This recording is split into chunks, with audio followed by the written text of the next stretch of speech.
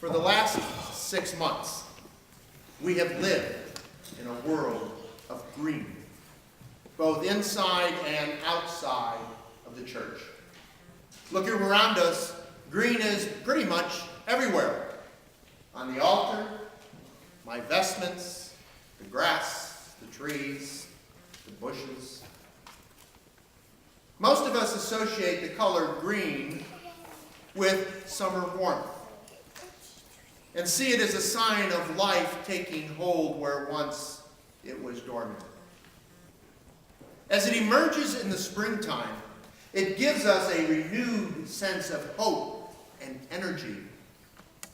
But as with all things, by summer's end, we've become so accustomed to it, we don't really notice it in the same way.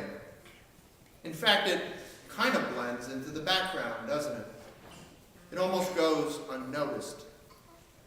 That is, of course, until it begins to fade away. At first, the change we see and experience in the bright colors of fall excites us. It's something different. But soon that gives way to a much more somber feeling as the various shades of winter gray begin to take hold. Now, those of us who watch HGTV know that every designer uses the effect of changing color to create an environment that offers a sense of warmth or coolness to a living space, or that excites or calms the soul. One practice that describes what they are trying to do is called fung shui. Some of you have probably heard of it. The art of using colors, objects, architecture to create a balance between a space's functionality and the spiritual forces that are supposedly present. All intended to bring about health and happiness for those who are living or working in that space. In feng shui, colors are used to express one of 5 key elements: fire, earth, water, metal, and wood. The color green, I learned, belongs to the wood element and is considered nourishing to the health. It is the color of growth and healing, bringing about renewal, fresh energy, and new beginnings as it calms our nerves and balances our whole body by bringing healing vibrations from nature itself. As part of the wood element, it is the main expression of abundance. It is used to encourage wealth and prosperity. So, what does this lesson in feng shui have to do with today's gospel? Nothing really. I just found the parallels between feng shui, our connection, emotional connection to the color green, the church's use of green for this season of the church, which, by the way, with the change in weather is slowly starting to fade away. I found them interesting. Lasting about 7 months. The season after Pentecost Sunday is the longest season of the church year. Unlike other seasons of the year, it doesn't have its own name, like Advent or Christmas or Easter. In fact, some traditions simply call this ordinary time, the time that is what it is. In the Episcopal Church, we don't see anything ordinary about this time of year.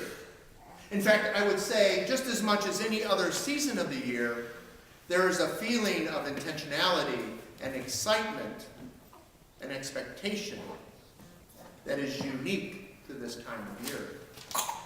Now, one clue to understanding what is intentional about it, what is expected during this time, is in the season's color, green. As we heard, green is all about new life, new growth. It's a sign of good health and offers us a feeling of renewed hope and prosperity. So it kind of makes sense that the church would use this color to symbolize the new growth that is going around us this time of year, and the new growth that is going on within us during this time of year. Now, anyone who has prepared soil, planted a seed, or cared for it as it grew knows that it takes time before we are able to harvest the fruits of our labors. It's the same with us. We don't go from newborn to adult overnight. If it was up to us, we would plant and harvest in the same day. We would mature as quickly as possible. But it takes time, it takes work, and it takes patience. Patience. That's the one, isn't it? We're just not patient. If we're waiting, we become bored. If we become bored, what do? We look for something else. This feeling of boredom, of stagnation in our lives, is one reason we don't feel that great emotional rush of other church seasons during this time of year. And why, as the season of after Pentecost Sunday progresses, our attendance seems to slowly drop off. Yet during this time of the year, it is the most important to our growth and maturing as a Christian. Think about it. In Advent, it's all about getting ready. In Christmas, we're celebrating the arrival of Jesus. Then in Epiphany, we recognize him as God incarnate. Then in Lent, what are we doing? We're preparing again. And in Easter, we're celebrating again. This time the resurrection. And come Pentecost Sunday, we are recognizing the gift that has been given to each of us. These seasons come and go so quickly. We don't get to spend much time reflecting on what they mean or how they impact our lives. Now, if we spent our entire year going up and down this type of emotional roller coaster, eventually somebody's going to say, enough already. Stop the ride. Let me get off. Thankfully, the church year, the church calendar, gives us this time to rest, to sit back and contemplate what has happened, all that we have heard, and to learn how what happened 2,000 years ago makes a difference in the way we live our lives today.